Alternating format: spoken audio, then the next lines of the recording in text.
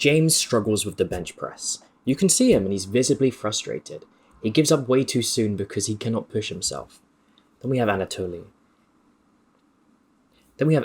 He has a calm yet intense focus. He's mastered his form and he's mastered his training, and he squeezes every bit of potential out of every workout. I'm doing my bench press, doing 4 sets of that, and then I'm doing my close grip bench press, doing 4 sets of that, and then I'm doing my dips, 4 sets of that, and then I'm doing my incline dumbbell press, 4 sets of that, and then I'm doing my tricep extensions, 4 sets of that, going into the tricep overhead extensions, 4 sets of that, shoulder press, 4 sets of that, lateral raises, 5 sets of that. Do you know how ridiculous that is? Do you know how, imagine someone actually going through that workout, the amount of junk volume there is. And that is how I used to train.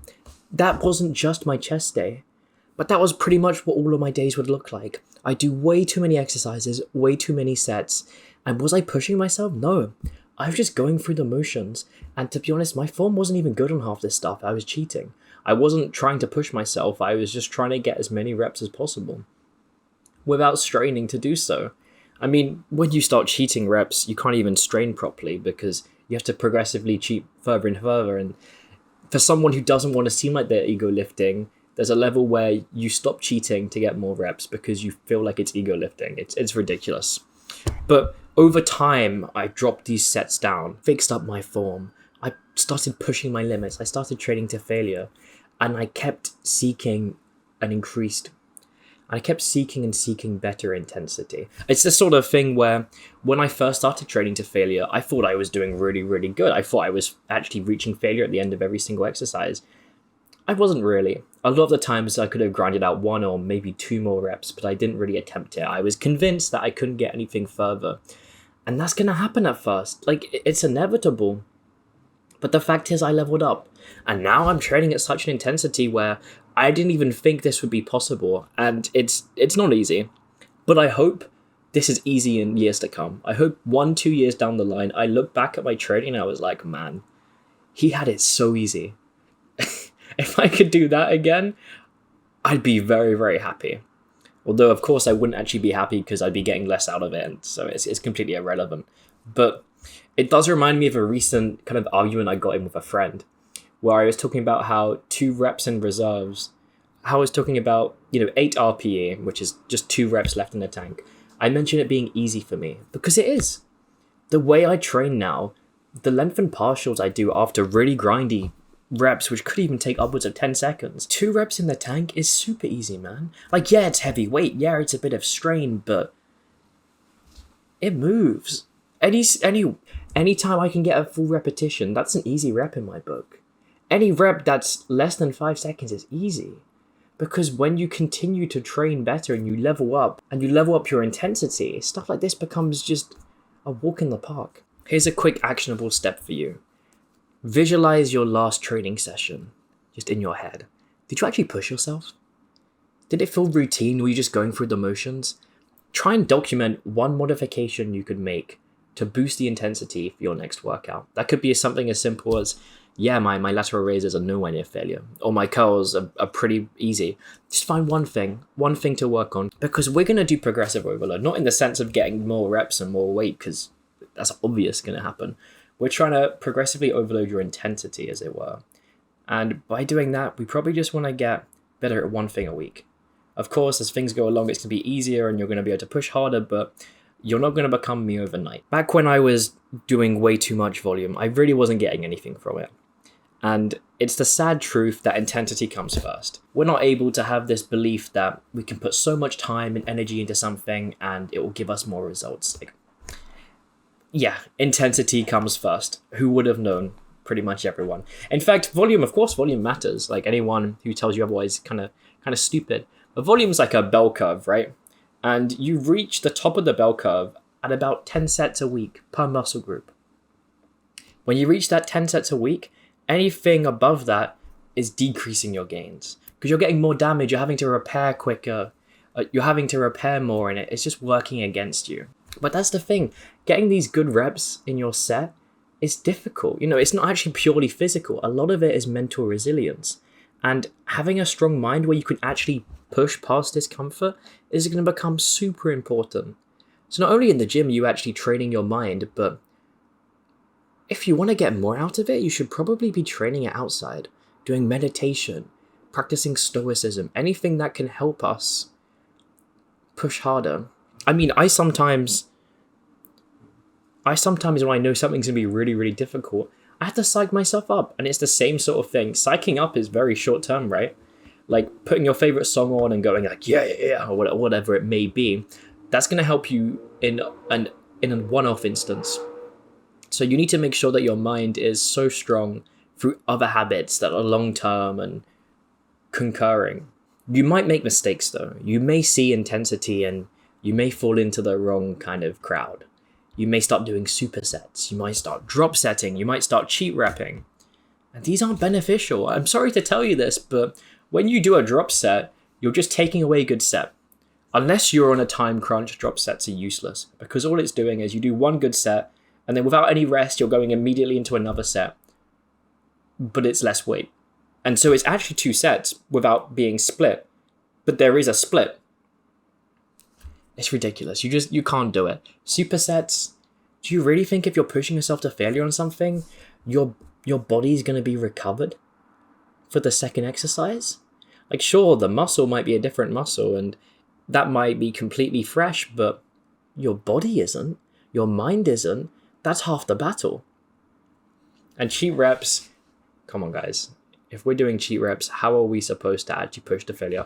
I know so many creators, even some of the ones who push hard, will talk about cheat reps and how you can use it a little bit and how it can help. It just can't. I'm sorry, but it really can't. It removes any sort of standardization. We have no idea if we're progressing, and we have no idea if we're just cheating more to get more out of it because we know we have to get an extra rep or something, or we're trying to get an extra one. And consistency matters. You know, something that felt challenging in the past will end up being easy one day, but we can't get there by cheating. We just have to keep going and going and going. And for some movements, we may not get more than a rep each month. It may be slow. Like lateral raises aren't going to be quick with progression, and that's okay because you will get those extra reps eventually. And for a large portion of it, you probably won't be getting extra reps. You'll be getting extra range of motion on that last attempted rep. And that's good. Like you're actually progressing. It's crazy for people to think that they can just continuously add weight in reps because it doesn't work like that. And I think that's part of why people's progress slows down and they end up giving up, or they just don't get the consistency there because it's too challenging. And that's exactly why you have to persist. So that challenging thing becomes easy. That's exactly how we make hard things easy. But all of this would be completely lost without proper recovery. We're training intense, and that's going to have an effect on our body. So we need good sleep. We need good diet. We need good behaviors. We can't go out drinking every single night, doing drugs or whatever, and then expect to actually recover from the workout. So even to progress. I'm sorry, but that's just not how it works. Unless you're roided up and you're on tons of PEDs and you're like, it's just, you can't really party. If you want results and dedication, if you want results, you have to be dedicated. People tell you can party on the weekends or you can party every now and then. And they're just doing that because they can't commit properly. And their gains will drop off very soon. They won't be able to get to that wow factor because their behavior is limited by their behaviors. And if they do want to get to their wow factor, they're not going to do that naturally. If you ever see a creator who drinks every single weekend and is improving a physique past what kind of looks normal for a natural, then that's telling you everything you need to know. One of the biggest limiting beliefs I see is that if someone's not being noisy, they're not pushing hard. Now, yes, you probably will be getting a bit noisy when you start reaching failure or you start going past failure. It's inevitable. But forcing it isn't really going to get you more gained. It's not going to allow you to push harder. Like, you let it naturally come out. If you're trying to force some sort of scream, then the only thing you're actually doing is taking away from concentrating on the movement because you're concentrating on your noise output instead of force output. That's ridiculous, man. I want you guys to do an actionable step, and I want you to get a pen and paper. And when we go through this, I want you to find your level, and I want you to plan to go up to the next level within 3 months. Even to the point where I want you to write on a piece of paper, I am happy and grateful that I am now X level. And that will be something you read every single day when you wake up. It will reprogram your subconscious into becoming that next level. And in 3 months' time, you will have definitely got there, especially if you kept doing that affirmation. So before level 1, we have level 0. And this is just someone who hasn't got proper form. Because if you don't have proper form, we can't really give you a level for intensity, as you're not there yet. I hope that makes sense. And if you're on level 0, I'm sorry, but you'll get to level 1 super quickly. It just requires learning the form, which can be done in a matter of weeks. In fact, I guarantee if you're level 0, you'll reach level 1 within 3 months. So the next level is going to be actually level 1, and that's the casual trainer. This is kind of a guy who he goes through the motions. He's not really inside. His mindset isn't really there, and he's not really present in the moment. He's just going through motions. There's barely any exertion, and he's sticking to his comfort zone. He's possibly doing too many sets, and this is kind of likely as a lot of guys will just continue upping the volume when they don't see results. But he's struggling right now. Then we have level 2, and that is the guy who's a little bit higher. We'll call him the beginner trainer. And this beginner trainer has a regimen which he follows religiously. It might not be a good one, but he follows it religiously. And he puts in the work. He doesn't go to failure yet, and his rest breaks are too short. He still has a belief where he doesn't have to push hard, but that he has to have a lot of volume. And that's why his rest break is so short. I hope none of you guys are at that level. Next we have level 3, and that is the focused lifter. This lifter right off the bat has longer rests. He knows the importance of at least 3 minutes. I mean, I made an entire video about that. That's how important rests are. He moves with intent, and every portion of the movement is controlled, but he's still attached somewhat to the volume. He's starting to warm up to intensity, but he hasn't made the trade-off. He might have decreased a couple sets, but he hasn't fully committed yet. Next, we have the ascended lifter. Each set is a challenge. Each set is one isolation, one opportunity, one moment to do better than last time. The mindset is iron-willed. Every single set is taken to what they believe is failure. Every single set is given its all, but they're not completely there yet.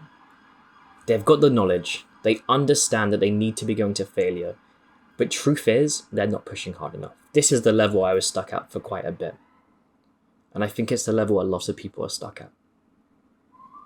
Now we have the final level, level 5. And that is the Transcended lifter. This is someone who has complete mastery over intensity. This is where Anatoly is. It's a harmonious merge of the mind and the physique. Training has clear intent, undying resolve. Every single rep is like fighting for your life. Barriers are broken every single session. And this is a level which is not only possible through pure undying will, but the recovery that follows it. The mindset work that's done on a daily. The strict adherence to everything that matters. And the cool thing about this Transcended lifter is the level is always going up. It's always transcending. There is no ceiling for the Transcended lifter. He will look back a month and realize how much he's changed, how much more he pushes himself. He's ever improving, but he's above the Ascended lifter. These reps are going to failure. It's the thing past that he specializes in. The things outside the gym that he specializes in.